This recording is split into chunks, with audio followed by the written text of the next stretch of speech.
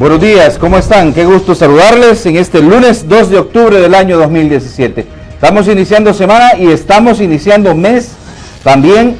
Ya prácticamente digo, ¿qué es lo que falta? Nada, ¿verdad? ¿Cómo se fue este año rápido? Se va octubre, noviembre, diciembre. Como yo le dije, ya todo el comercio prácticamente ha sacado lo que tiene relación con la temporada navideña.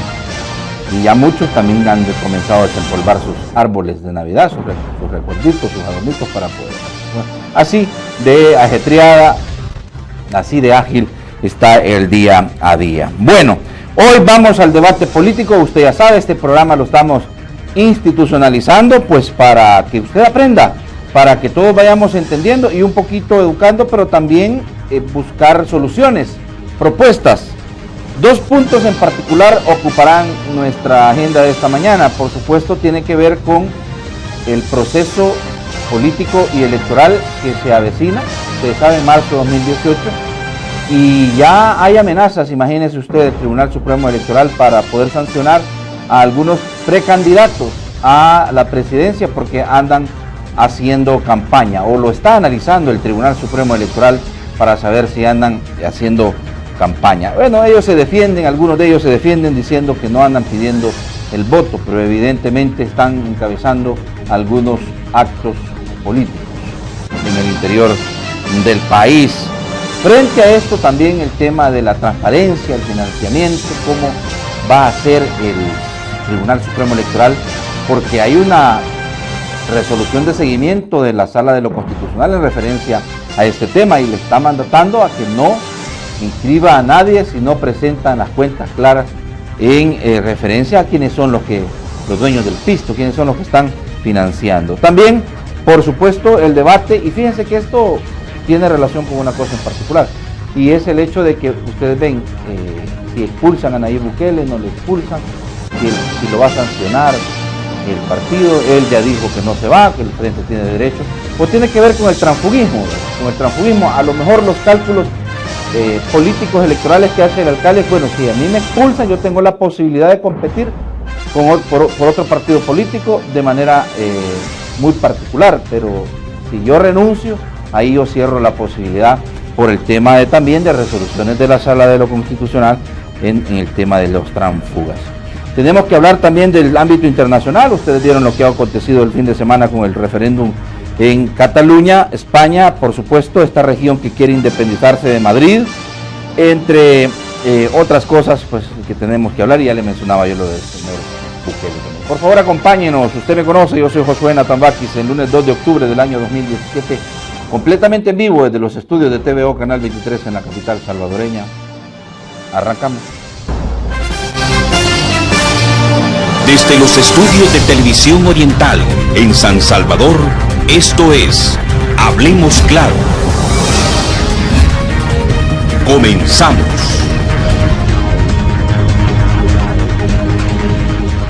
Vamos a lo último, inmediato, por favor, porque hay muchísimas cosas.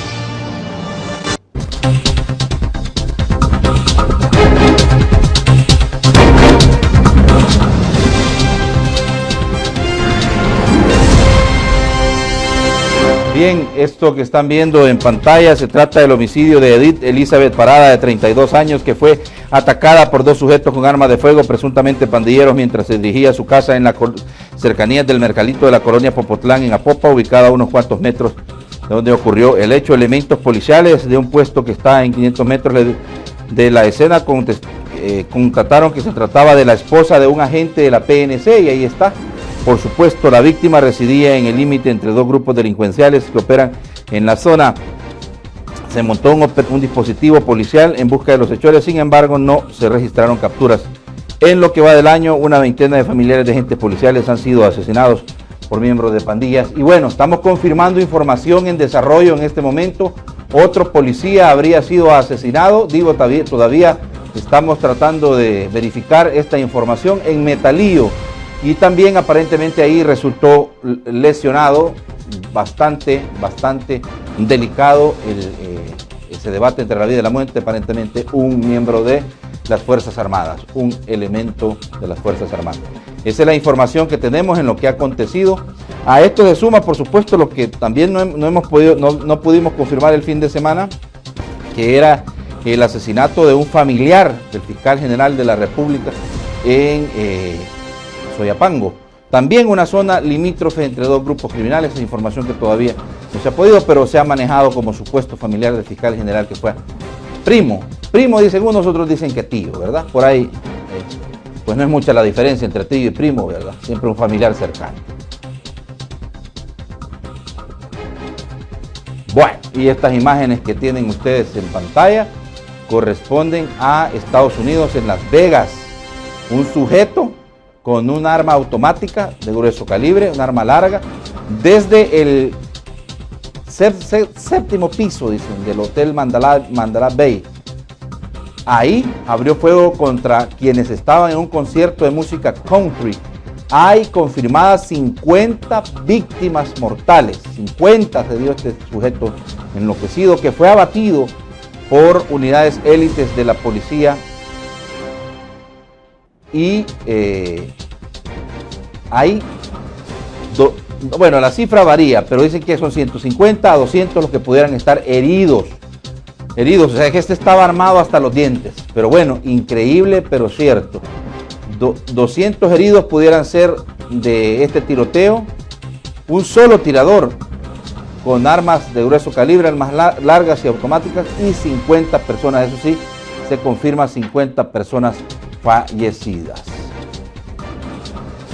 Gracias.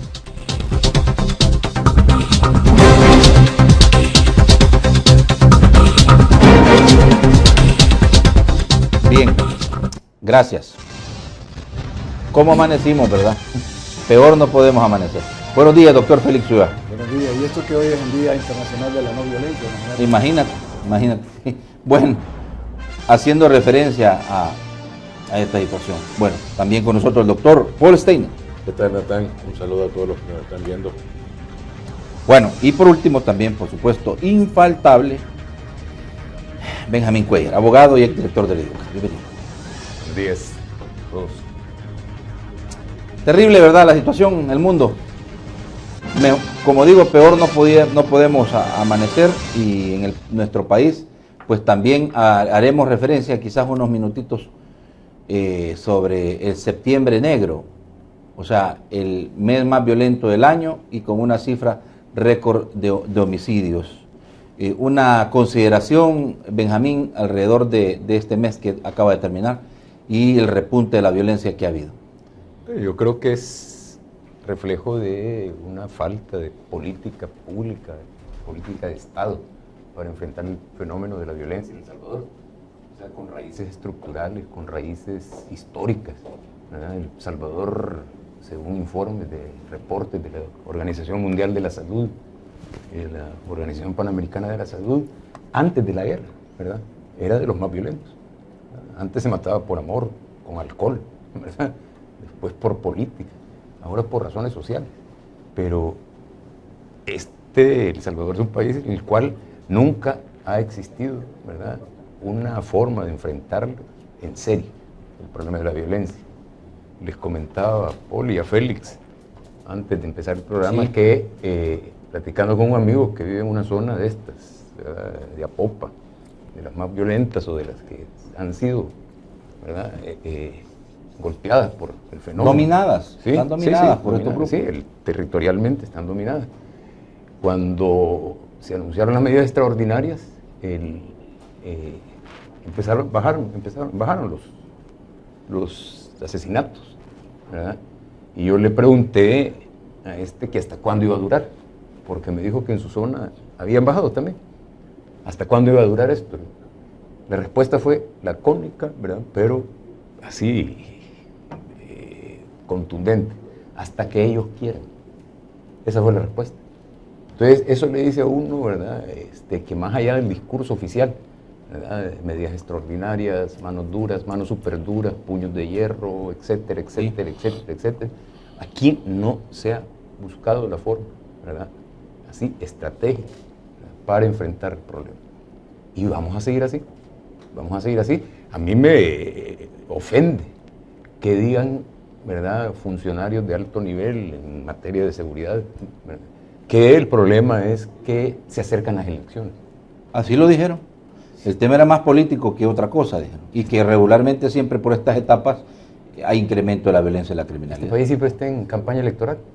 O sea, la campaña electoral empieza cuando se cierra la última urna de la última elección. Empiezan a pelearse, ¿verdad? Y a pelear. Y no sé si habrá relación, Benjamín, con el tema del Festival del Buen Vivir y que el presidente está tratando de mandar un mensaje a la ciudadanía, porque este fin de semana, por ejemplo, en Apopa fue el Festival del Buen Vivir. Ahí estuvo el presidente, digo, son zonas relativamente complicadas, la ciudadanía sabe que ahí viven. Bueno, imagínate tú la esposa de este agente de la corporación policial que fue asesinada anoche, pues. Sí, yo no sé si será, o sea, decir que es por el Festival del Buen Vivir, ¿verdad? Es no, para mandar un mensaje de tranquilidad, y digo, tendría algo que ver, pues. Es como decir también de que porque estamos en periodo electoral, o sea, el problema es que este problema tiene raíces estructurales y nunca se han enfrentado como debería de ser, ¿verdad? ¿Cómo debería de ser? Bueno, para eso están los funcionarios supuestamente especialistas. El actual ministro de Justicia y Seguridad Pública es un policía de carrera, con un buen récord, ¿verdad?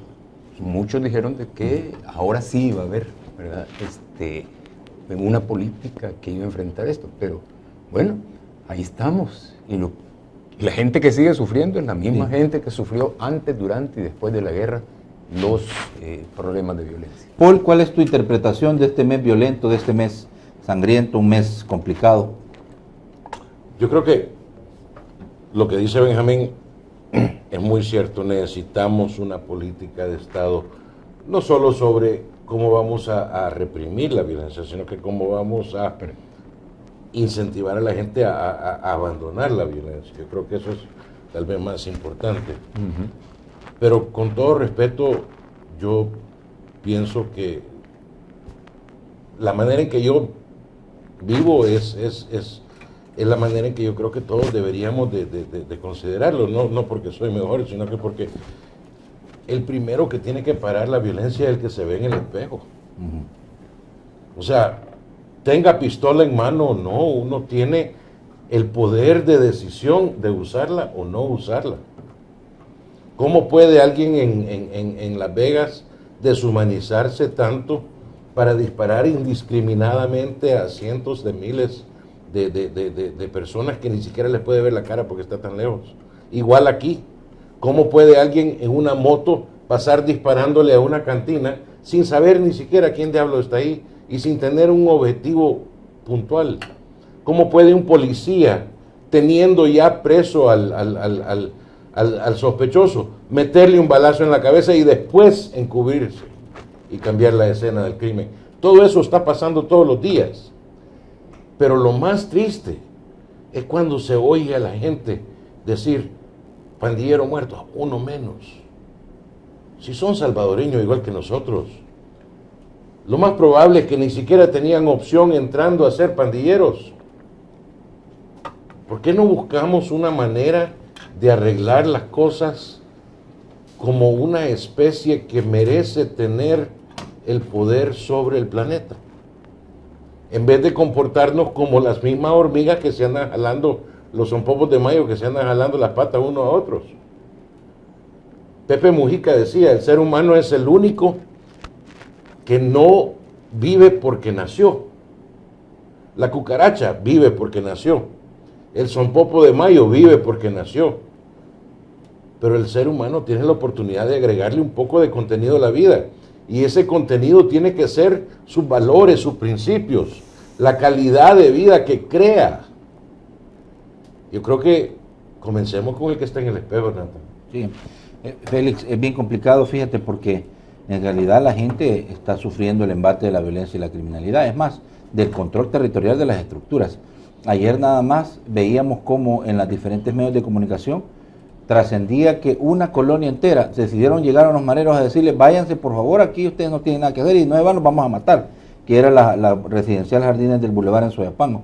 Aterrorizados los residentes, pues tuvieron el valor de denunciarlo, pero sin embargo tú ves lo que están viviendo, o sea, en realidad la anarquía, porque esto ya es una cosa anárquica, que lleguen grupos criminales al margen de la ley y le digan a la seguridad que tú pagas como residentes, bueno, se van, porque este es territorio nuestro, aquí nosotros lo controlamos, y después, hay que decirlo así, pero siempre marcándole la pauta a los grupos criminales, llegaron miembros del ejército y de la policía, pero así estamos. Imagínate una colonia, digamos que no es de los lugares más complicados que de dominio territorial de las pandillas, pero así están la gran mayoría de ciudadanos en este país. Bueno, mira, ese simple hecho te da lugar para que puedas hacer varias lecturas, desde las más sencillas, y es la reacción que tuvo esta comunidad de autoarmarse, de cerrar el portón, de decidir defender su territorio ellos, hasta la más compleja, que es justamente la disputa del control territorial de un poder paralelo y alternativo al Estado que esté ejerciendo ese poder fáctico. Entonces, en medio puedes encontrar muchas explicaciones y que te pueden dar lugar para concluir, o por lo menos aproximarte a algunas conclusiones de qué es lo que está pasando y por qué está sucediendo. Ya Benjamín decía, este es un problema que tiene causas estructurales, que hay falta de políticas públicas. Mira, yo creo que en efecto el problema es estructural, no lo podemos negar, pero que hay falta de políticas públicas, yo creo que no. Es decir, hay muchas políticas públicas, lo que pasa es que o no son las adecuadas, o las que están conceptualmente adecuadas, como es este plan El Salvador Seguro, con sus 4 componentes, que conceptualmente aborda el problema no solo desde el ángulo de la represión, sino también de la prevención, de la reinserción, etcétera. Es decir, hay una visión integral del problema, pero existe la capacidad de implementarlo. Para mí, yo creo, y esto quizás es una conclusión muy simple, pero no me deje espacio después de tratar de entender toda esta fenomenología, todos los elementos, los componentes con los cuales se ha abordado, de que no estamos llegando a la raíz del problema.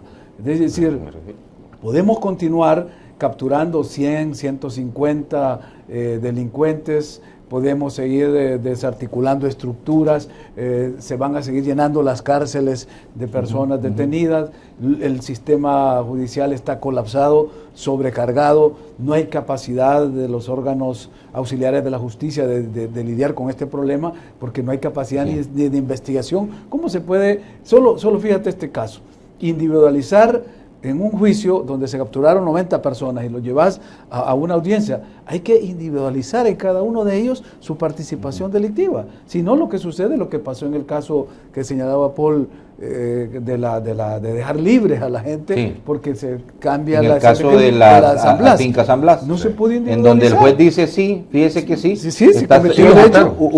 Pero no me probaste qué. ¿Pero quién? Y la acción penal y la sanción penal es sumamente y concretamente individual. Entonces, no estamos, creo yo, atacando el problema en la raíz, sino en los efectos, en las causas. Y eso es seguir podando el árbol de la violencia, y cada vez que lo podas, le brotan más y más y más ramas. ¿Por qué? Porque no vas a la raíz del problema. Hasta ahora se han capturado cabecillas de estos grupos criminales, los más visibles, pero yo creo que hay un poder oculto atrás de esto. Es decir, alguien está beneficiándose de esta situación. Pero explícate, porque vaya, dice Benjamín que a él le ofende que las autoridades digan que este tema tiene una motivación electoral. Político electoral. Entre tantas explicaciones que dan. Es que esa no es la única. Pero tú decís que sí puede ser que tenga un trasfondo. Es que definitivamente, es que no tenés otra explicación. Mira, cuando aquí estábamos en el conflicto y habían iniciativas sólidas, bien estructuradas, voluntad política por terminar el conflicto por la vía negociada, inmediatamente aparecían hechos que torpedeaban esa iniciativa. ¿Por qué? Porque había gente que se estaba haciendo millonaria del negocio de la guerra. Es decir, estas situaciones, mientras causan dolor y tragedia a la población, hay sectores que se están haciendo multimillonarios. Hay empresas que están floreciendo por la violencia. Entonces, ¿cómo van a querer que pare la violencia? Veamos lo más sencillo, las empresas de seguridad. ¿Cuánta seguridad privada hay ahora en El Salvador? Es decir, han florecido. Las funerarias. La venta de armas. La venta de armas. Y algo más que no lo vemos, pero que es quizás el negocio más grande que está entre las compañías de seguros. Las compañías de seguros están bañándose en plata a raíz de esta situación, porque todo el mundo está buscando el asegurarse. Entonces, yo no estoy diciendo que estas empresas son las responsables No.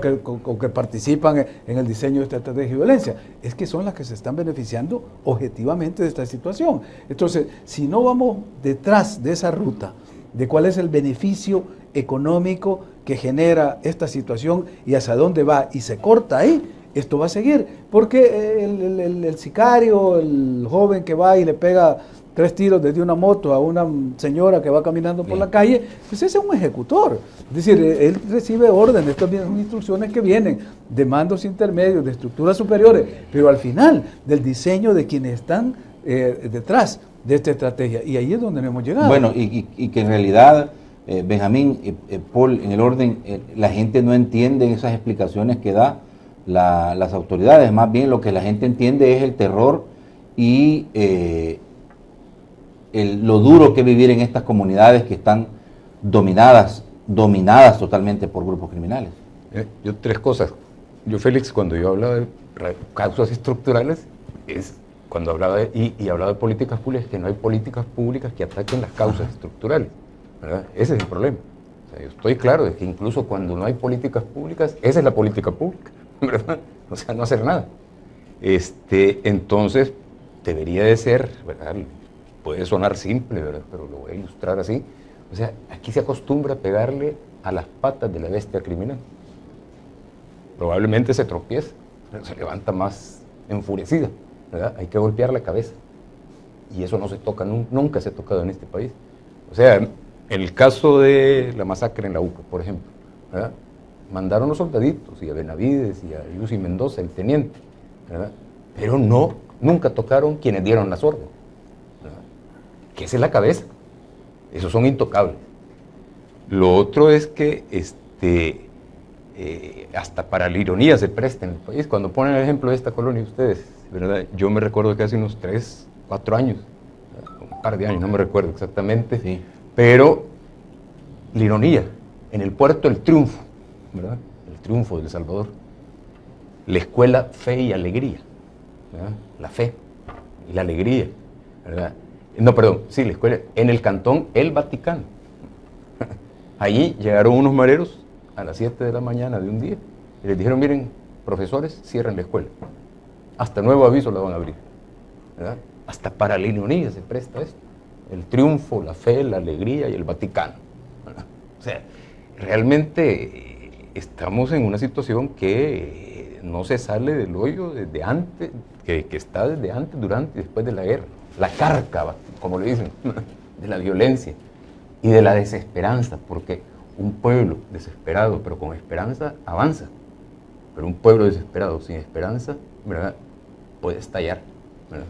Bueno, y el reconocimiento que hicieron, ya para ir cerrando, con este memorándum que las autoridades mandaron a las diferentes delegaciones y jefes policiales sobre el tema de que se han unido las pandillas, se juntarán con como miembros de estructuras criminales, bueno, que son para a partir del próximo año realizar atentados en contra de agentes policiales, personal militar y empleados gubernamentales, como directores, ministros, diputados, fiscales y alcaldes, además de acciones terroristas como quema de autobuses, gasolineras, contrapuestos policiales y las aduanas de las fronteras.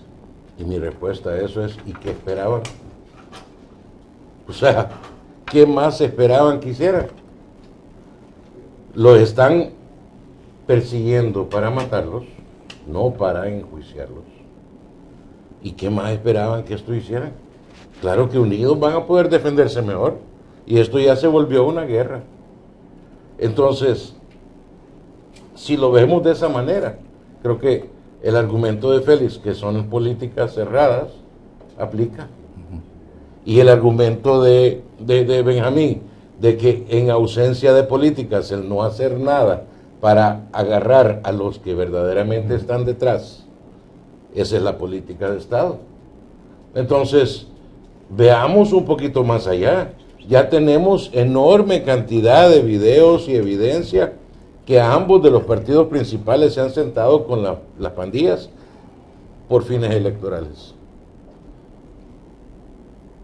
Hasta lo han aceptado, o sea, no podían decir que no, porque ahí está el video, ¿verdad? Tenemos un partido que hasta estaba consultando con ellos quién sería el mejor ministro de seguridad. Perdón. Tenemos el otro hasta financiándolos con créditos para que fueran a sacar DUIs y para que fueran a votar. No. ¿Cuál es la sanción? Desde una función pública. ¿Y cuál es? Sí, peor todavía, porque lo hicieron con nuestro pisto. Pero, ¿cuál es la sanción? Cuando el mismo zorro, el club de zorros decide cuál es la sanción para el zorro que cometió la ofensa. El dicho que todos oímos todos los días, chucho no come chucho. Y entonces nunca va a haber una sanción, una consecuencia, cuando los partidos están dominados por estas cúpulas oscuras que están mezcladas no solamente con financistas que no conocemos, sino que también con el narcotráfico y el crimen organizado, que ya sabemos que están ahí. Entonces, esto no va a terminar hasta que el ciudadano comience a decir ya basta. Y seguimos siendo extremadamente dóciles, seguimos siendo extremadamente pacíficos. ¿Qué pasó la semana pasada? Un chanchullo y medio con lo de las pensiones. ¿Cuántos salieron a la calle? ¿Cuánta gente hizo más que gritarle al televisor? Pero ahí está.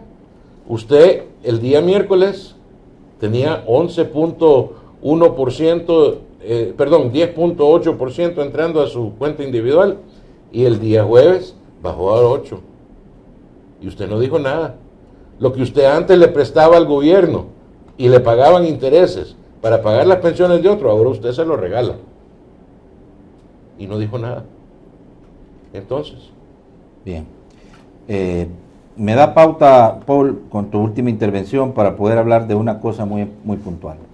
El tema de lo que tú decías, del financiamiento de los partidos políticos y las leyes para poder controlar el financiamiento. La última resolución es clara de la Sala de lo Constitucional, una resolución de seguimiento, en la que dice no me inscribe a nadie si no se presentan las cuentas.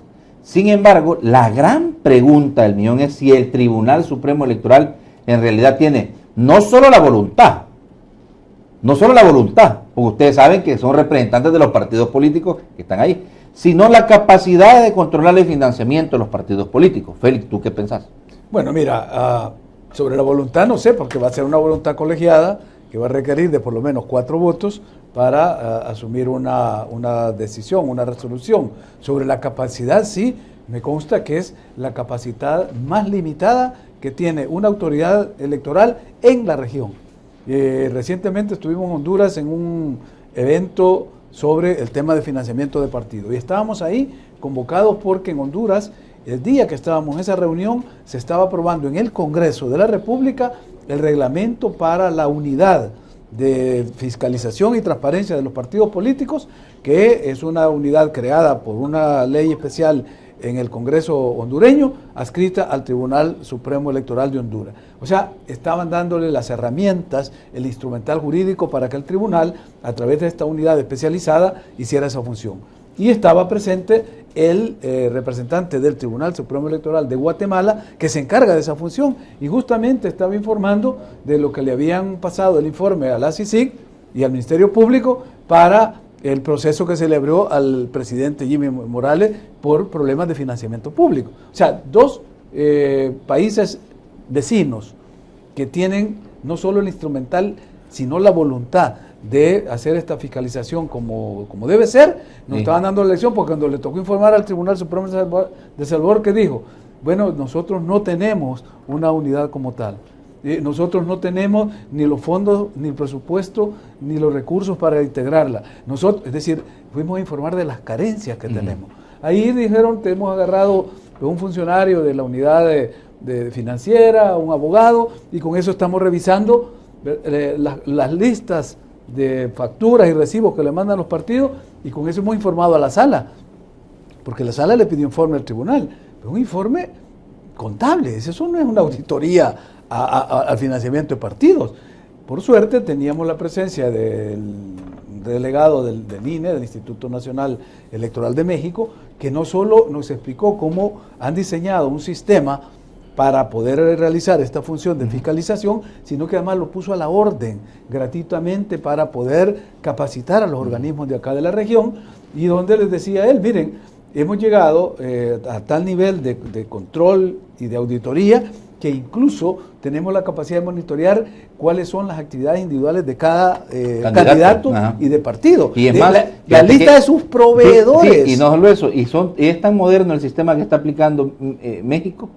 Bueno, resultado de lo que ya sabemos, porque en México tampoco es que sean los como niños cantores de Viena, ¿verdad? O santos niños de Atoche, ¿verdad? Hay una corrupción enquistada y persiste en los partidos políticos, y eso está claro. Y el narcotráfico también, que financia regiones enteras, ¿verdad? Alcaldes. Y una partidocracia muy similar. Exacto, pero lo que te quiero decir yo es que hasta el tiempo de publicidad de cada uno de los partidos y de cada uno de los candidatos está fiscalizado completamente. Y depende de la autoridad, es el Instituto Nacional Electoral el que decide cómo distribuye los tiempos, aire, es decir, toda exactamente. Igual para todos, igual para todos. Y la idea era de facilitarles el trabajo a los partidos. Si la idea no es venir a contarles las costillas, ni a querer levantar cloacas del pasado, la idea es cómo ayudarles a cumplir una función, un deber que tienen de informar.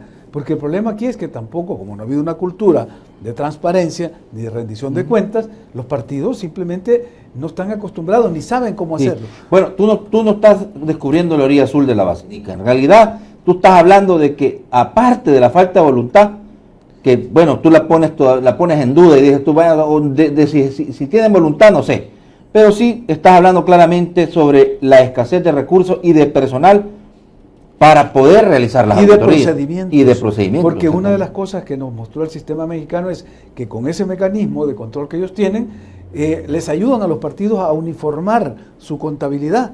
Aquí lo vimos incluso en el sistema de las elecciones internas, que cada partido las hizo como le dio la gana, porque el tribunal no tiene esa capacidad de dar normas generales aplicables a todos los partidos. Aquí cada partido hace lo que le parece. Entonces la idea era, ayudémosles a los partidos a cumplir esta tarea, que puedan rendir sus cuentas de manera sistemática, de manera incluso electrónica, porque en tiempo real nos mostraron ahí cómo el sistema va funcionando, que cada actividad, cada desembolso, cada gasto que va haciendo el candidato del partido está siendo reportado en tiempo real a esta unidad auditora del Instituto Nacional Electoral de México. Entonces, cuando se tiene voluntad, se puede hacer, porque para desarrollar este mecanismo, si hubiera voluntad en el Tribunal Supremo Electoral y más allá en la legislación, o sea, el órgano legislativo de legislar en esta materia, pues habríamos dado un gran avance, pero seguimos yendo a la retaguardia, vamos a la cola en esta materia. Fuimos los últimos en todo el hemisferio occidental, o sea,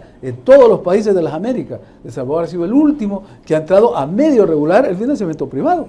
Hasta hace menos, todavía en las últimas elecciones, ningún partido está obligado a decir quién lo financiaba. Y fíjate que no lo quisiste decir al principio, pero en realidad eso es porque es. Porque la sala dio la sentencia. Falta de voluntad política. Por eso es que no se empujan y por eso fuimos los últimos en el hemisferio, que tú lo manejas muy claramente porque estás muy involucrado en eso. Pero imagínate que aquí todavía nos encontramos en el debate de quién es la autoridad electoral, en materia electoral, quién es.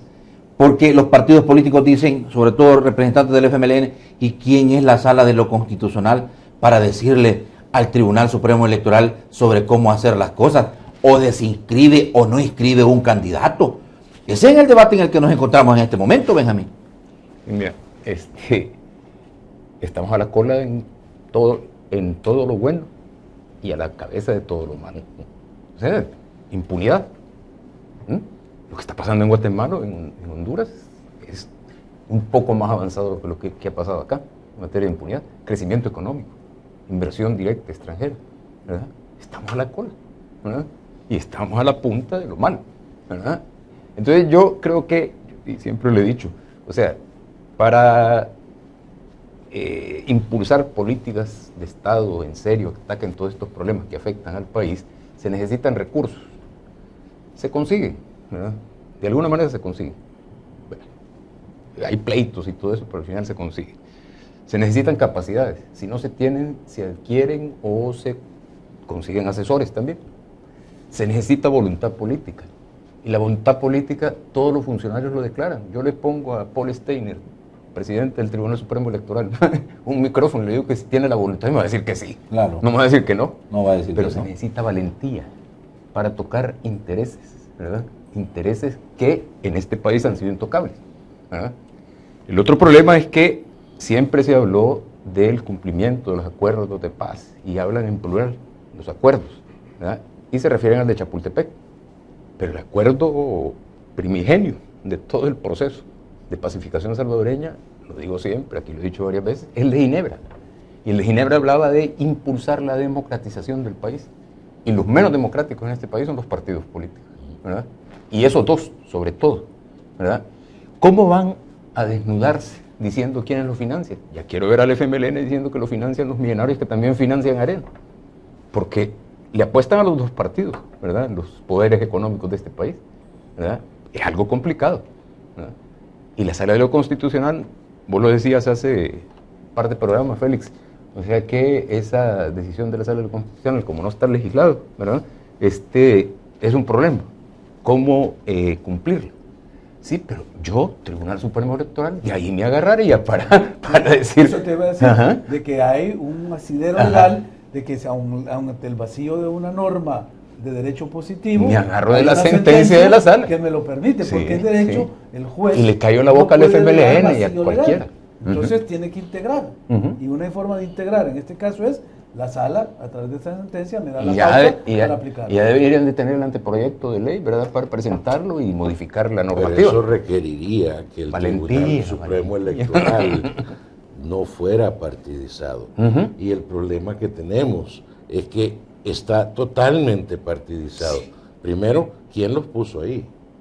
Segundo, ¿cómo han actuado en estos años que han estado ahí?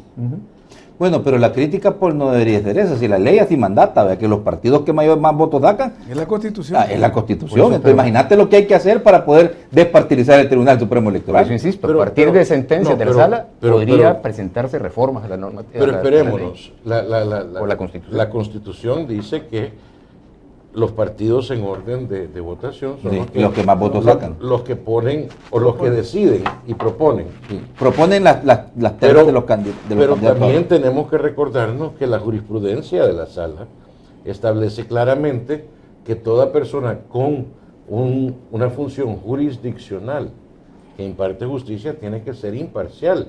Ya se acaban de volar a uno por no ser imparcial. Sabemos que quedaron varios otros. Pero el hecho de que te dice no vas a cruzarte la línea amarilla no significa que no vas a manejar bien en el carril. Nada más te pone una prevención. Pero el punto clave está en que la ley tal vez no está suficientemente clara y la Constitución tal vez permite abuso. Pero regreso. Si la voluntad de hacer las cosas bien está, entonces se hacen bien. No, pero mira, Félix, ya que lo pone en perspectiva, Paul, es bueno e interesante unos minutitos abordar este tema.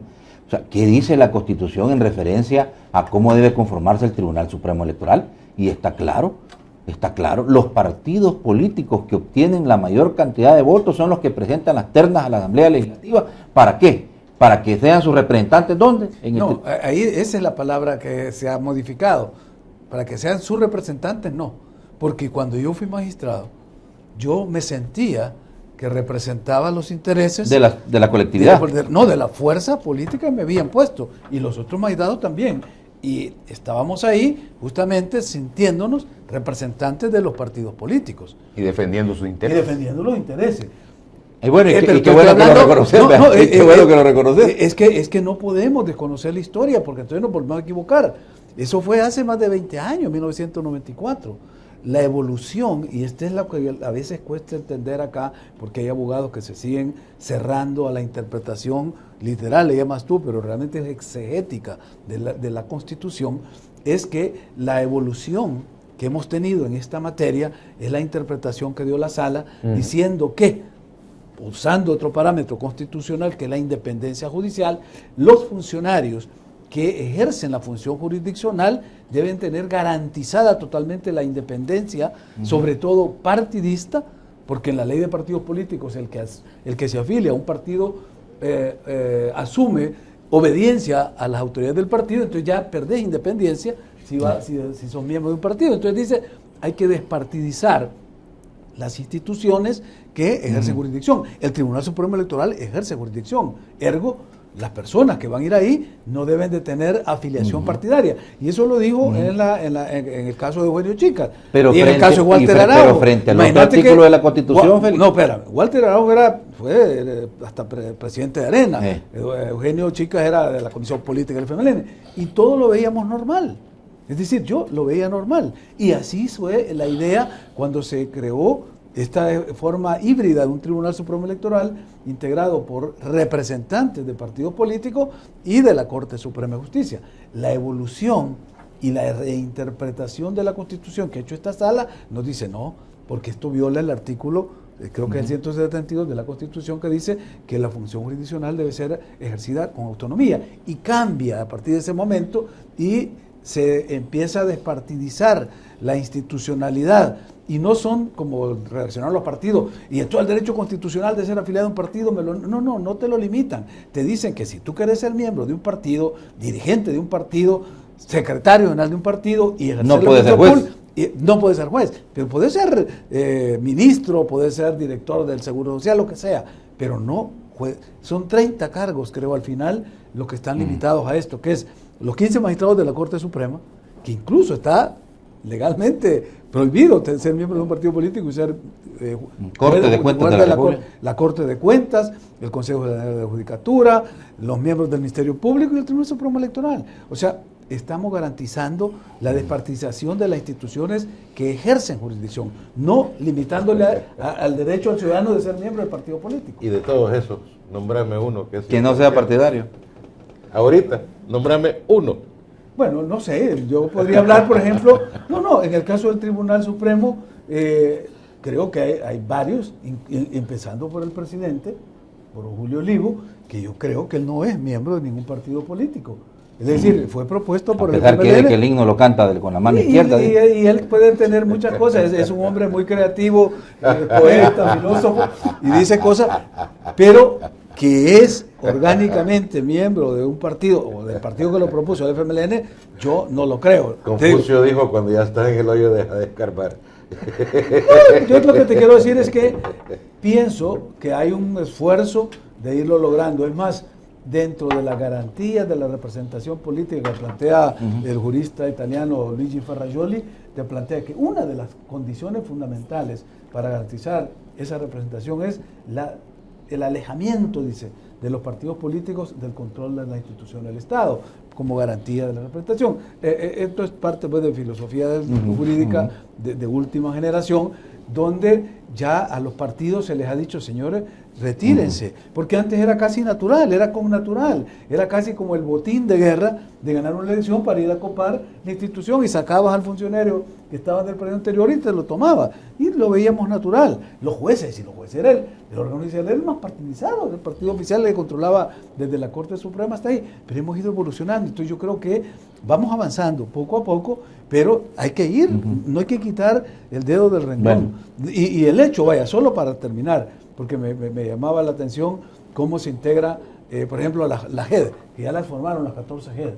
Ahí pudo haber habido la oportunidad de demostrar la despartidización ya del segundo nivel, después del Tribunal Supremo Electoral, de quién va a administrar estas elecciones. Son las 14. Una gran cantidad fueron rechazadas por lo mismo, ¿verdad? Y decime cuántos miembros de la sociedad civil, de las organizaciones especializadas en temas electorales, te estoy hablando de la ISD, te estoy hablando incluso de FUSADE, Acción Ciudadana, de Acción Ciudadana, ¿cuántos de estos ciudadanos que han demostrado no estar vinculados a ningún partido político están ahí?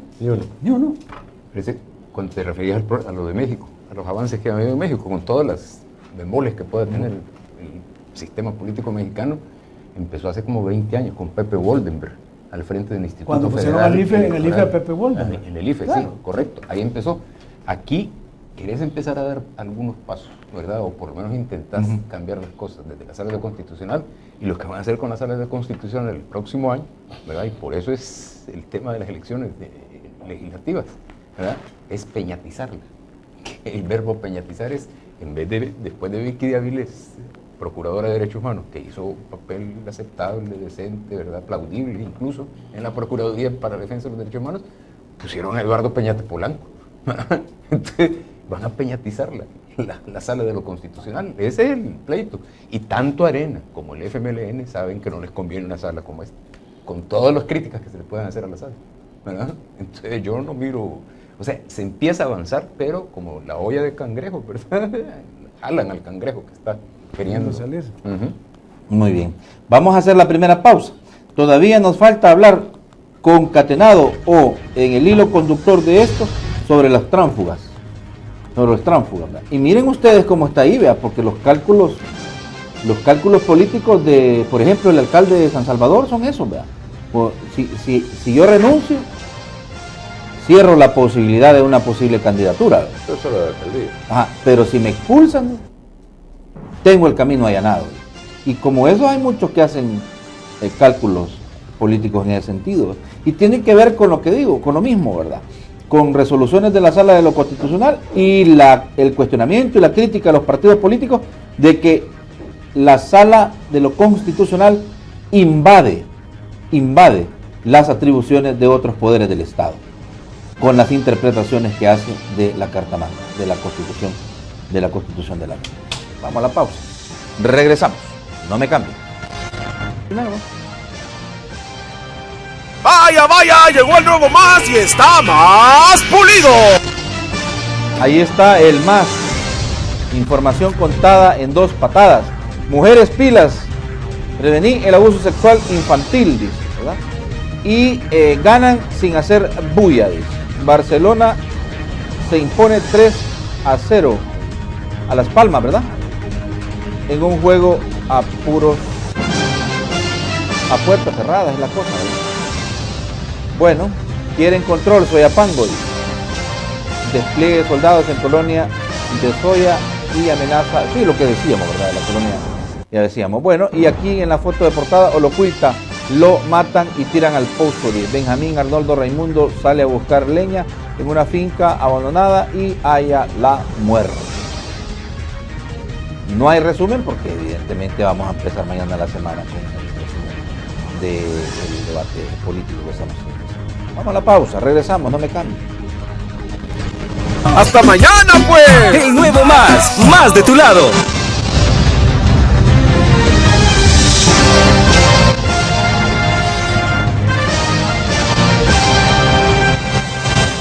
Vaya, vaya, llegó el nuevo Más y está más pulido. Ahí va Juan Calles, bien arreglado, desde temprano, más de tu lado. Más de tu lado te trae la divierta. Más de tu lado con la cosa que es cierta. Más de tu lado para hacer las tareas. Con más noticias contadas en 2 patadas. Más consejos para salir de aguas. Chambres más calientes. Y la diversión que más te llega. Hasta mañana, pues. El nuevo Más de tu lado.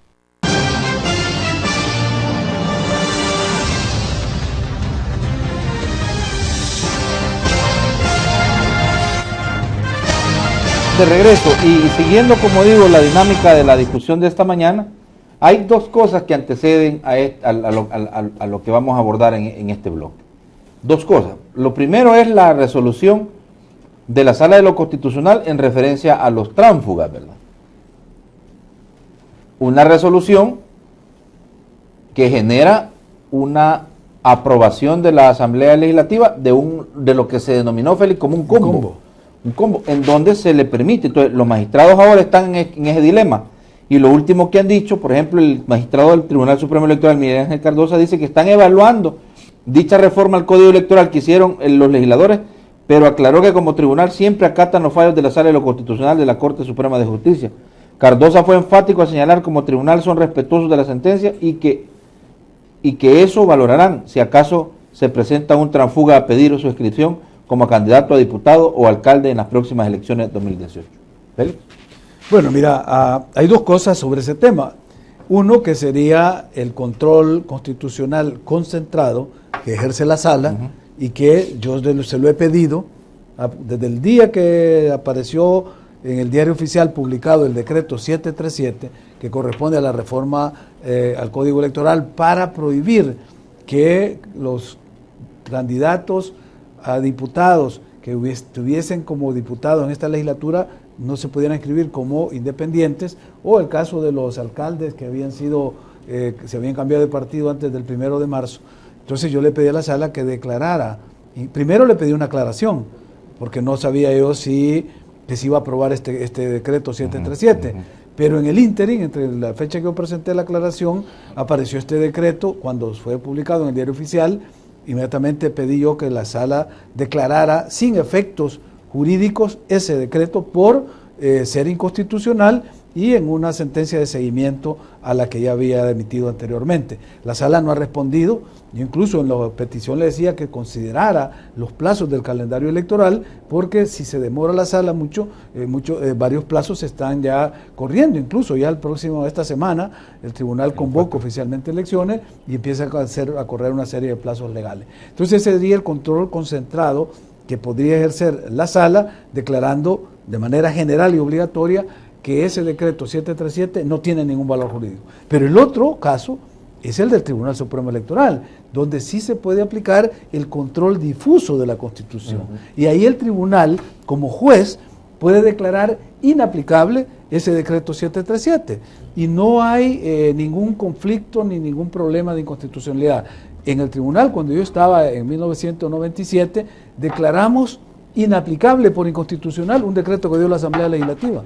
Y no inscribimos una serie de candidatos a diputados que ellos les habían eliminado la obligación de presentar el finiquito que está en la Constitución, diciendo que lo presentaran solo los que salieran electos, que entonces lo iban a presentar. Le digo, señor, eso es inconstitucional. Y fue una sentencia del Tribunal Supremo en esa facultad que tienen los jueces de control constitucional particular a cada caso, al caso concreto. Mira, ahora, solamente antes de darle palabra, la Sala de lo Constitucional no se ha pronunciado en referencia a la aprobación de ese decreto. Es lo que te estoy diciendo, yo se lo he pedido 2 veces ya. Primero como una aclaración para que aclarara si estas personas podían o no podían ser inscritos, porque el tribunal estaba frente a ese limbo.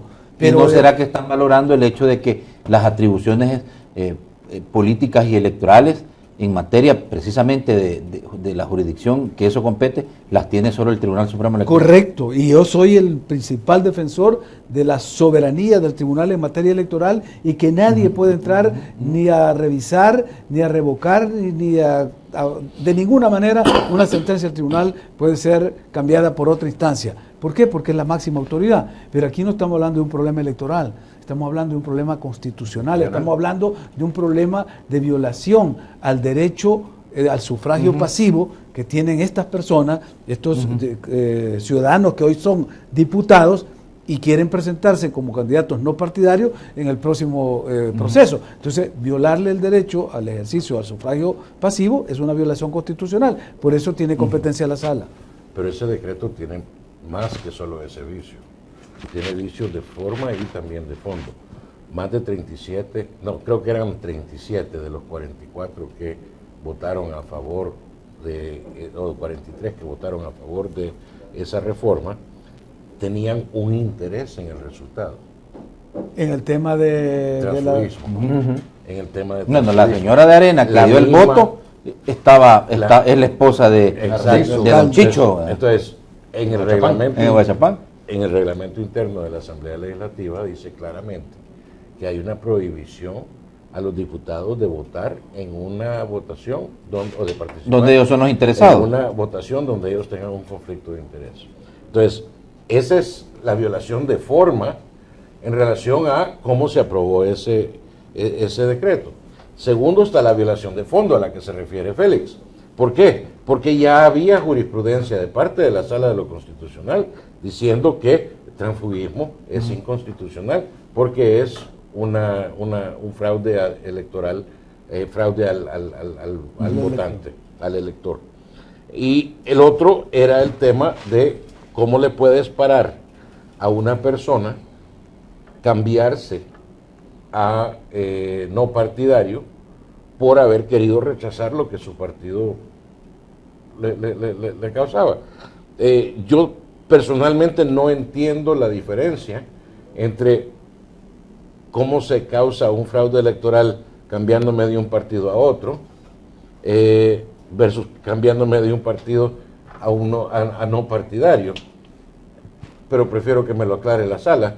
En este caso, no compete todavía con el Tribunal Supremo Electoral, porque la sala debería de resolver sobre la constitucionalidad de ese decreto. Primero. Ahora, gracias a Dios está la explicación que Félix nos ha dado, que cualquier juez de la República puede declarar no aplicable una ley por ser inconstitucional. No tiene que ser la sala. Entonces, en el caso del Tribunal Supremo Electoral, ahí hay un grupo de personas que sí, ojalá sean los apartidarios que quisiéramos que sean. Si ese es el caso, entonces ellos mismos pueden decir, vaya, esto no lo vamos a aplicar porque ya sabemos que tuvo vicios de forma y también de fondo. Pero bueno, eso que tú estás diciendo, eso es una utopía, ¿verdad? O eso nunca ha ocurrido. No, es eso la de que un juez te intención de diga la que no va a Constitución. aplicar. No, Es la pero eso no intención ocurre. de la Eso no Constitución. ocurre. Y si no, que Benjamín nos diga pues eso de que los jueces se resisten a aplicar una ley porque ellos la consideran inconstitucional. Eso, Yo tengo que nosotros lo hicimos. En el tribunal donde pues, estaba. pero será un caso muy eso es como decía mi santa madre, que está viva todavía, pero ya no lo dice, como echarle agua a las flores de papel para que crezcan. Pensar en que lo van a hacer, es que van a crecer las flores. Me rehúso a aceptar la mediocridad No, pero- y no anhelar el sueño. Hay que denunciarlo. Claro. La mediocridad hay que denunciarlo. Claro. ¿Verdad? Pero el problema es que el resto de la gente lo está aceptando. Pues. Mm. Y no hace nada, lo decías al principio, lo hemos dicho siempre. No hay sociedad, no hay Estado garante, sino hay sociedad demandante. Entonces, el tema aquí es que la sala tiene que resolver de aquí al viernes. Fíjate. ¿O no? Sí, claro, exactamente. De aquí al viernes. Ese es el ¿verdad? punto. Sí. Y el problema es que la política salvadoreña, la política electorera, ¿verdad? Partidista electorera, está hecho sobre la base de egos, ¿verdad? De intereses particulares, y detrás de esos intereses particulares, como el de don Narciso y su esposa, el alcalde, están otros intereses de grupos, ¿verdad? Fácticos. ¿Verdad? Entonces, ese es el problema en el país. Y si tenés eso, como en el escenario, los actores que están visibles en el escenario, y una sociedad que, no digo que les aplaude, ¿verdad? Permisiva. No les aplaude, pero deja que pasen las cosas. Entonces, estamos frente a aquí Nos la clave estamos es- refiriendo al caso particular del señor Narciso Ramírez, Narciso Ramírez, Chicho, no me acordaba allá del en apellido. el De Huachapán. municipio de San Francisco Menéndez. Así es, correcto. Pero ¿por qué? Porque el señor Narciso era alcalde de Arena y se pasó a Gana en este periodo. Entonces, va a ir a participar bajo la bandera de Gana, Y pero nadie- no podía por la resolución de la sala. Entonces vienen los pasa- diputados y hacen la modificación. con el voto de su a la ley esposa, que era electoral. diputada de Arena, y se salió. Ella dijo que no, vea. Ella dijo que no Y era así. como él, ¿vea? hay más de 20 que están haciendo que están amparados por ese combo. Sí, entonces, mientras tengas una sociedad en el teatro, ¿verdad? Si no aplaudiendo, pero no le está chiflando también. Ahora, si no lo hacen antes del viernes, la sala de lo constitucional, porque sería ya como la inscripción de los candidatos, ¿verdad? Dependería del tribunal. No, hay plazo. Lo que va a pasar este miércoles es que el tribunal, mediante un decreto, convoca al cuerpo electoral, Exacto. da el banderillazo de salida y empieza Oficialmente a está correr. convocando Para elecciones. inscribir- para Convocando inscribir a los elecciones. Para inscribir candidatos. Los candidatos tienen un proceso de inscripción. De hecho, ¿verdad? Ahí arranca. Ahí arranca. A partir del 5 ya deberían de empezar a haber candidatos firmes, pero hay incidentes que se pueden ir transformando estas inscripciones, modificando. Puede haber personas que fallecen o que salen de los partidos. Puede haber algún cambio. El caso de Todavía Bukele, el caso de Bukele. Mira, el código electoral plantea que incluso un día antes de la elección se puede cambiar un candidato, cuando hay motivos de fuerza mayor o caso fortuito. Entonces, el proceso de inscripción Y hay un antecedente, a Norman lo cambiaron. Sí. Y pusieron a Edwin Zamora. también, sí. 4 meses antes de que fuera la elección. Bueno, Por eso. Y perdimos por 4.000 votos. No, pero el tema no es, para mí, Con la alianza con no, el para PS. mí el problema que yo le planteaba a la sala no era exclusivamente en que te vence el plazo para empezar, sino que en los candidatos no partidarios requieren la certeza jurídica para poder organizar sus grupos que lo van a apoyar, inscribirlo, presentar ante el tribunal los libros, y si no hay certeza de que lo van a inscribir, porque Pero la mira, sala no lo emite, está limitando ese derecho. Aclárame una cosa, vos le estás pidiendo a la sala que por favor no le violente los derechos que tiene el ciudadano a participar en política no partidariamente, ¿verdad? Exacto, sí. Pero estás metiendo en eso a los que se han cambiado de partidos políticos. Yo estoy pidiendo que se declare sin efecto el artículo 2, que es una norma transitoria del decreto 737, que dice que podrán participar como candidatos a alcaldes los que, aunque se cambiaron de partido antes del 1 de marzo, que es el caso que plantea Paul. Pero además en la última parte dice, tampoco podrán participar como candidatos no partidarios los que tuviesen la calidad de diputados en este periodo. Entonces, va para todo. Para el caso Juan Valiente, Johnny Wright, y yo pensé que también Francis Habla, que se había salido de regreso al redil. Entonces, pero pueden haber algunos otros casos, es decir... Que sí pudieran hacerlo. Que sí pudieran hacerlo. Pero bueno, tiene que haber unas... Ya aclaraste que usted está a favor de que esta gente participe en el... Exacto, esa es la idea. Porque si no les... Incluido Chicho. Y no lo digo yo. No, porque no estoy hablando del caso. Estoy diciendo de los diputados no partidarios. Es que un alcalde no puede ser no partidario. Ahí es donde está mi confusión. Ya ves. O sea, para mí un tránsfuga es alguien, o sea, no es un despectivo, es alguien que sale de una posición ideológica a otra posición ideológica por otro partido. Entonces, para mí aplica igual alguien que sale de Arena, por ejemplo, y de ahí se quiere postular como independiente. Sería para mí lo mismo como que si alguien saliera de Arena y quisiera participar por el frente.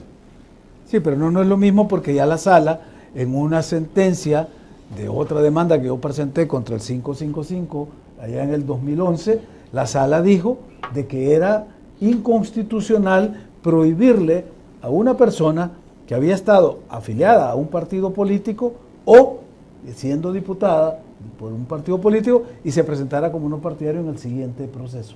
Entonces la sala dijo, eso es inconstitucional, porque la asamblea, cuando le corrieron traslado, cuando yo presenté la demanda, le corrieron traslado, y en su respuesta dijo, hemos declarado que eso es inconstitucional, que no pueden presentarse porque va a haber un fraude al elector, porque la gente va a creer que están todavía en el partido o fueron electos con la bandera del partido, y si este señor se sale del partido o se sale o termina su mandato en la asamblea y se presenta como no partidario, la gente va a considerar todavía que sigue siendo. Entonces la sala le contestó, en la sentencia le dijo, tiene razón, pero usted pudo haber usado otras medidas. Exacto. Y se fue a la más drástica. Entonces la calificó de inconstitucional por desproporcional, o sea, por ser demasiado. Y a partir de ahí, cualquiera que se saliera de un partido político y se presentara como no partidario en el siguiente proceso, o siendo diputado ya no quisiera continuar con ese mismo partido, podía presentarse como no partidario. Así está la sentencia. Ahí es donde estaba lo que no estaba claro y lo que tú pediste. Y lo que yo le pedía que se aclarara, claro. Bueno, y la pelota está en manos de la sala de la oposición. En este momento, y cuando llegue el momento de que alguien que diga, mire, yo vengo a inscribirme como candidato no partidario y porque acabo de renunciar a mi partido, entonces el tribunal puede decidir por esa facultad que tienen los jueces de aplicarle Pero Félix, a fuerza de ser honesto, ¿tú crees que lo van a hacer? Yo como dice Paul, me niego a dejar de soñar. Y el sueño es que aquí las instituciones funcionen, ¿verdad? Es un soñador empedernido, Félix. Es que Leer en la hoja de papel que se le echa agua y no podemos ¿Está diciendo el hombre que la mamá le decía que le echaran agua al flor de papel? No, decía, creen que echándole agua van a crecer. Van a crecer. Es que no podemos aceptar esa mediocridad, Nathan. No, claro, está claro, pero vayamos a lo que tenemos, pues. Hay que ser vayamos realistas. A lo que tenemos. Tenés toda la razón. Hay que ser realistas. Pues. Pero ¿qué nos toca? O sea, si no anhelamos el deber ser, nunca vamos a acercarnos a él. Te la pongo de esta manera. Los partidos políticos en este momento no dan pasos sin guarache. ¿Y sabes qué? Ese decreto, sin duda que lo consensuaron ahí arriba con el tribunal y les dijeron, vaya, con esto vamos a solventar este problema y salimos de este. Antes, Paul, o sea, el primer escenario que planteaste, de los que se salen por cambio de ideología, eso es también igual que lo de las flores de papel. no se cambien por cambio de ideología. No, se ofrecen O sea, más del otro lado. ni tránsfugas, traidores también, dicen unos, traicionaron la ideología del partido. No, hombre, son vendidos, ahí está el pisto de promedio, ¿verdad? Entonces eso hay que tener en cuenta. Pero aquí sí tenemos ese gran dicho que solo el pueblo salva al pueblo, sí aplica. Ahorita ya hay, para informarles a los que nos están viendo, ya hay un grupo de abogados que se han unido, que vamos a presentar en cada inscripción de un tránsfuga al Tribunal Supremo Electoral un escrito de objeción a su candidatura como ciudadanos, para que el Tribunal Supremo Electoral tenga eso claro. Eso es si la sala no hace su trabajo esta semana. Lo han dejado demasiado tarde, creo yo, y se están exponiendo a que todos les estén criticando por querer hacer cambios de último minuto, cuando tuvieron la oportunidad de hacerlo en julio. Sin embargo, la ciudadanía no se puede dejar. La idea es presentar, cada vez que se presente un tránsfuga como candidato, ¡pum!, ahí le cae el escrito al Tribunal Supremo Electoral. Y hablando de la inconstitucionalidad, tanto por forma como por fondo. Bueno, pero esos abogados deberían de darse cuenta que eso ya se hizo. Ya la solicitud de inscripción ya están. Se han tardado en presentar eso entonces. ¿O cuándo crees que lo van a hacer? Sí, no, sí, hay que hacerlo ya. Si ya están. Es que hemos estado esperando que la sala haga su trabajo. Bueno. Entonces, si la sala esta semana no la hace, entonces yo creo que ya el lunes cae ese escrito con el listado de todos los que están de tránsfugas y van para candidatura en otro partido. Curiosamente, Paul está en contra de lo que vos estás pidiendo que sí le permitan, ¿verdad? No, al revés. En el caso, yo estoy apoyando, es que son dos cosas ahí. Una es los tránsfugas de un partido a otro. Y el tránsfuga que quiere ser no partidario. No, y el otro es la necesidad de que se nos aclare la situación de los ex partidarios que quieren ir como no partidarios. En este caso no creo que van a haber ninguno en esta elección, pero sí es algo que creo que es urgente que la sala defina, porque desde 2011 es tu fallo. Claro. O sea, ya tenemos 6 años y no se ha definido eso. Y encima de eso estamos viendo que partidos políticos a través de sus diputados están haciendo, digamos, reformas que no están tomando en cuenta una clara interpretación de ese fallo. Entonces es como que le estés echando tierra encima de tierra. Bueno, creo yo que los magistrados de la sala saben que están contra el tiempo, ¿verdad? Y que deben de resolver las peticiones que tú como ciudadano has hecho en referencia a ese caso en particular, que es la aprobación de ese decreto, en donde tú estás pidiendo específicamente para dos... No, el artículo 2, transitorio del decreto 737. Entonces yo pensaría que como nos tienen acostumbrados por ahí jueves, viernes en la tarde, nos están dando una resolución. Ojalá. No, ojalá, ¿verdad? Verás que así va a ser. De tus labios a los oídos del Señor. No, pero fíjate que no es solo mi petición. Esa petición, antes que yo la presentara, porque yo esperé a que saliera, a que fuera sancionado el decreto, pero antes de que el decreto fuera sancionado, 2 partidos políticos pidieron que se declarara inconstitucional el 737, que fue el PDC y el PCN. Entonces, la sala tiene ahí 2 demandas para que se declare inconstitucional el 737. Bueno, vamos a ver en qué termina el asunto. Vamos a la pausa, regresamos a un segmento de Opinión Ciudadana y hablar de algo pues que le apasiona al doctor Félix Ulloa, porque él ha estado muy de cerca y ha sido asesor de muchos eventos electorales mundiales y además observador de otros en donde pues nunca se había soñado, ¿verdad?, con tener elecciones en países en conflictos, inclusive muy delicados, que inclusive están en medio de guerras civiles. Pero mira cómo está España, cómo amaneció España, ¿verdad? El presidente Mariano Rajoy descalificó totalmente el referéndum, lo descalificó. Y las autoridades locales de Cataluña lo dieron como un rotundo éxito a el sí de la separación de Madrid. Pero ahora que vendrá de un conflicto centenario, ¿verdad?, milenario diría yo, ¿verdad?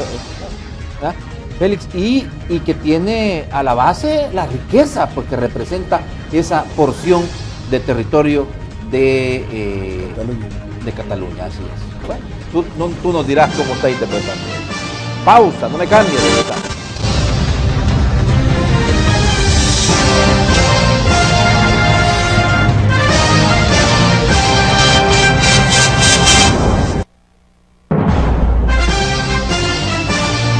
Alcanza tu superación montando tu propio negocio, aprendiendo estilismo y colorismo profesional en el Instituto Superior de Cosmetología Gustavo Adolfo. Cursos impartidos personalmente por Gustavo Adolfo y personal altamente calificado.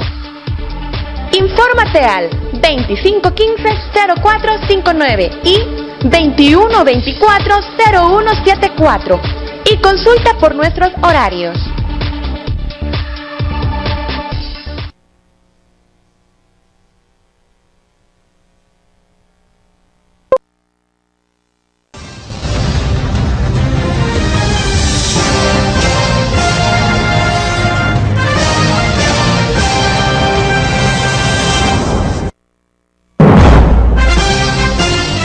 Por problemas y dificultades técnicas solo tenemos habilitado, y esta semana creo que así va a ser, habilitado un número telefónico que es el 2263-0023, ¿verdad? Es el único que vamos a tener habilitado. El otro ese es el único que vamos a tener habilitado. El 2264-9179 momentáneamente está, así que aprovechen. Quería nada más, que se me había quedado en el tintero, nada más una cosa. ¿Qué piensan ustedes del tema de partidos tan pequeños y reducidos a su máxima expresión? Algunos ni diputados tienen y están vivos, ¿verdad? Como aquí todo puede pasar, ¿verdad? El CD, el PSD y Democracia Salvadoreña, que no lograron ni un diputado, ni 50,000 votos, y el TSE los ha dado por vivos. Estos partidos regularmente, como no tienen ninguna oportunidad, es donde se hace aquel comercio, han visto ustedes, de credenciales y todo ese tipo de cosas, porque el Tribunal Supremo se los entrega. Entonces, ¿cómo quedamos en ese sentido? ¿Félix? Bueno, mira, yo creo que hay un proceso que está en stand-by, todavía no hay fallos sobre si deben o no deben ser cancelados. La duda sobre su representación surgió a partir que algunos de ellos, como tú bien dices, no ganaron diputaciones, pero ganaron alcaldías, en coaliciones, claro. Coaliciones. Entonces eso les daba cierta representatividad. La ley es clara, en el caso de los diputados, que es el caso de Democracia Salvadoreña, que sí tuvo un diputado, no más que un diputado suplente del departamento de Sonsonate. Y en coalición. Y en coalición, por eso era el suplente de Armendáriz, creo que era el que salió electo, y eso le permitió legítimamente tener garantizada la inscripción. El tema es que cuando la sala declara que los suplentes fueron declarados inconstitucionales, ahí lo pierde. Entonces pierde el derecho. Pero la pregunta es ¿por qué los declararon inconstitucionales? Porque no fueron electos directamente. Entonces la pregunta es si realmente le cubre el hecho de que no fue electo directamente ese suplente. O sea, pues estamos en un limbo jurídico en eso. Pero en realidad, fíjate que si aplicas la resolución de la sala en donde declara inconstitucional a los diputados suplentes, no tenés representación política. Exacto. Por ende, no podés ser inscrito como partido político. Debería, pero como el tribunal ante eso lo que ha hecho es mantener la situación en un estado pues de pasividad, de stand-by, ahí están. ¿No? Entonces, si van a participar ahora y si se les habilita, ojalá pudieran tener la oportunidad de recomponerse, y esta es una oportunidad democrática que ojalá la puedan aprovechar. ¿Qué pensás tú, Benjamín?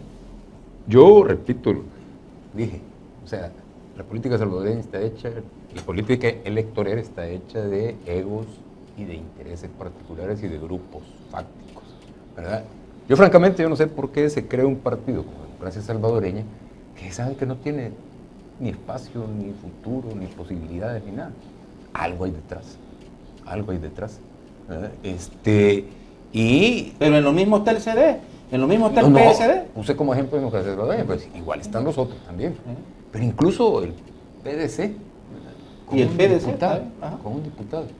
Entonces, yo sí creo que hay que tomarse en serio esto, ¿verdad? Paul dice que la gente solo se dedica a quejarse frente al televisor. Pues sí, también nosotros nos quejamos adentro del televisor.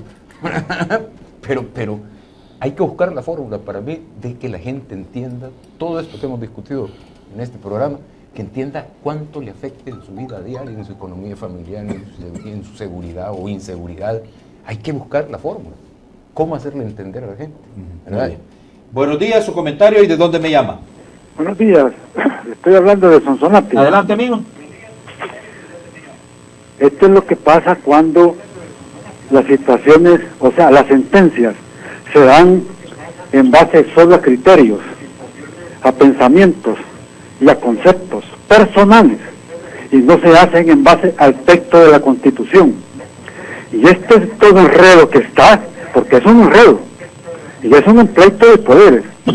Es lo que ocasionó la Sala de lo Constitucional con sus resoluciones, con sus sentencias, basadas en ¿qué?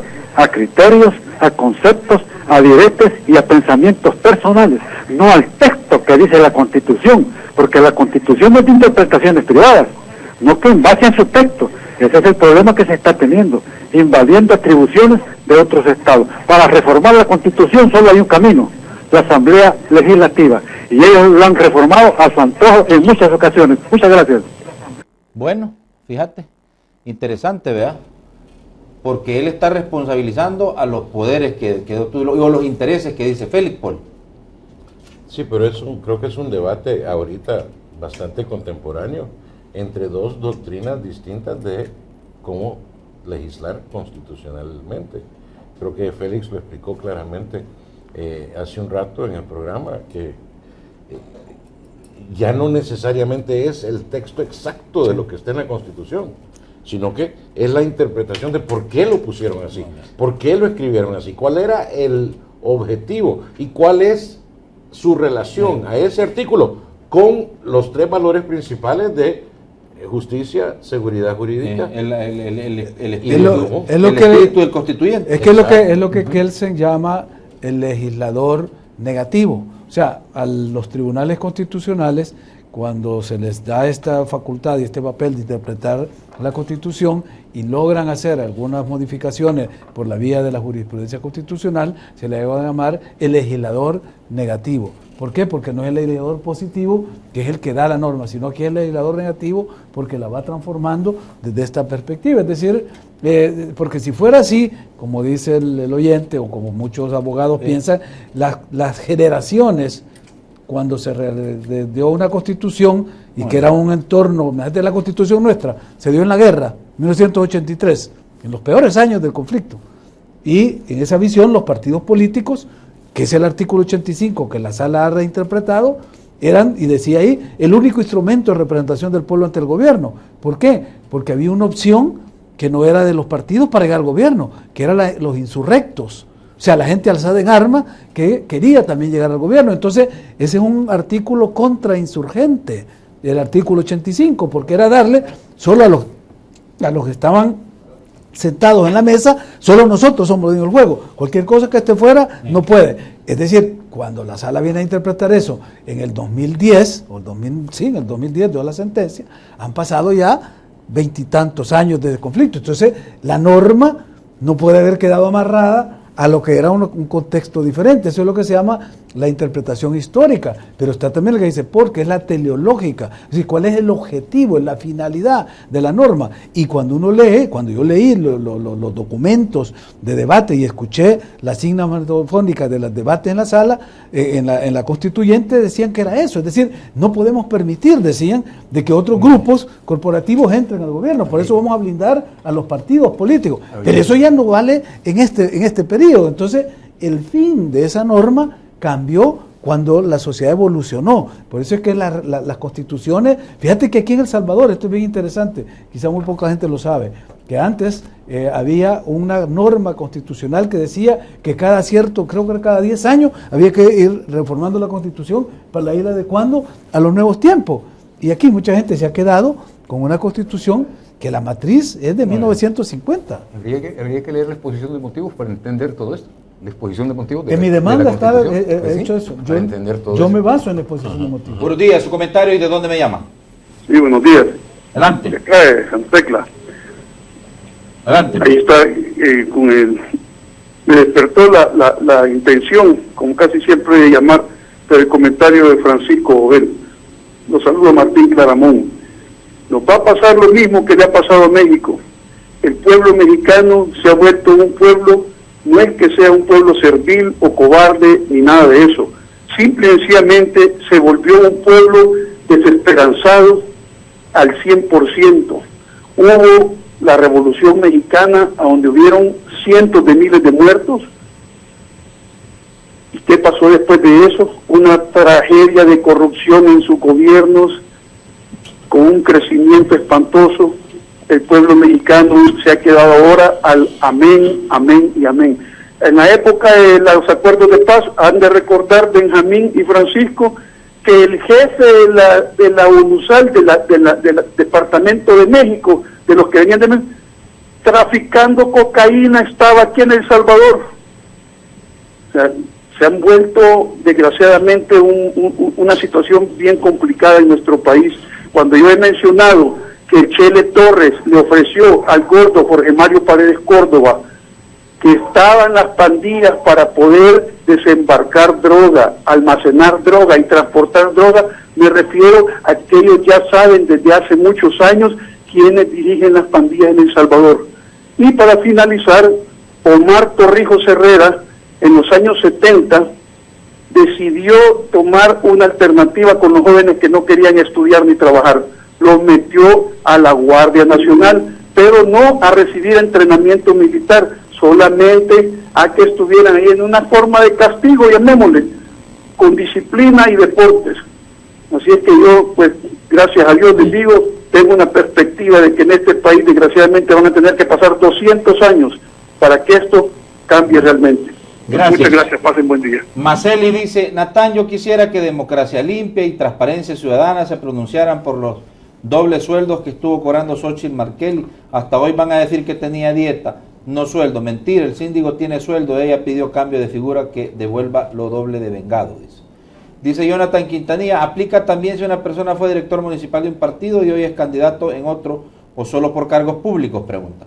Don Tony, con su interpretación constitucional, en juicio, funcionarios, así se las pueden interpretar a ellos por litigarlas. Jonathan Quintanilla, ¿qué pasa con los concejales? Porque aquí en Aguachapán hay 2 concejales de Arena que se pasaron de gana, ¿podrán participar? Pregunta. Don Tony se contradice, hay libertad para votar, pero diputados son cautivos de partidos y los sancionan si votan diferentes. Elena Rivas, ya fracasó el tema de los nuevos partidos, solo nos queda que queda que gente honrada se infiltre en los partidos como PCN y PDC, dice. Llamados, buenos días, su comentario y de dónde me llama. Aló, caballero, llamo de Lourdes. Adelante. Solo quiero preguntarle a los señores panelistas con todo respeto, si ellos conocen o a cuántos funcionarios públicos conocen que han llegado a la asamblea para servir al pueblo y no para lucrarse, porque desafortunadamente todo el que llega a los cargos públicos entra pobre, si es pobre entra pobre y sale rico, y si es rico entra rico y sale millonario, pero ninguno llega por servirle a su comunidad, llegan por servirse a sí mismo.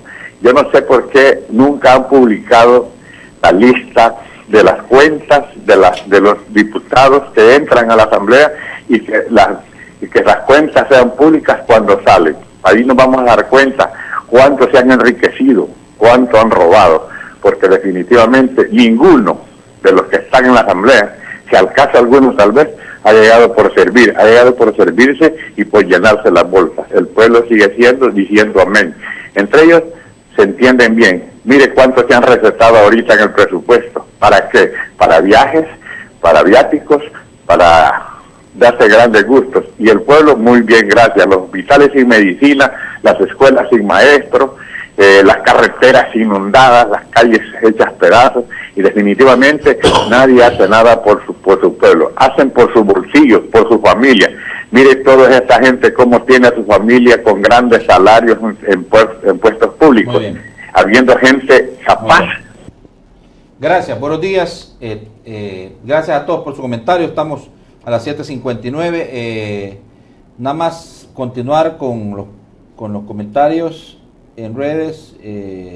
Nos mandaba Satiel, ustedes deben denunciar, decía este, y nos manda, señores, ustedes deben denunciar, nos manda un tuit de Zulen Ayala, por eso es que el dinero no alcanza, dice, y es un tuit del periodista colega Jorge Beltrán Luna, ¿cuánto dinero tendrá la familia Ortiz de Tobar de sus trabajos en el gobierno? ¿Cuántos parientes del vicepresidente trabajarán? Dice. Y nos mandan esta captura de la pantalla, ¿verdad? Bueno, el vicepresidente es el vicepresidente de la República, ¿verdad? Y la señora Elda, esposa de él, que está en el ISNA. ¿Y el hijo? Y el hijo está en migración. Ahí está también en la... Ese es lo que nos mandamos. Ese es el último tweet, ¿verdad? ¿El último? No, ya los leí, los de Maceli ya los leí.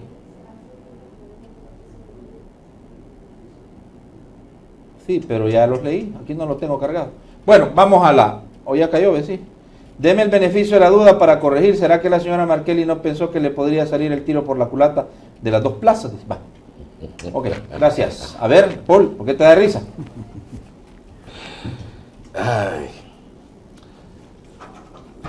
Te voy a contestar tal vez mejor con una pregunta al señor que nos acaba de llamar. Muy bien. Usted se acaba de pegar una buena desahogada. Le gritó a este televisor con todo lo que tenía y nos contó todos los problemas.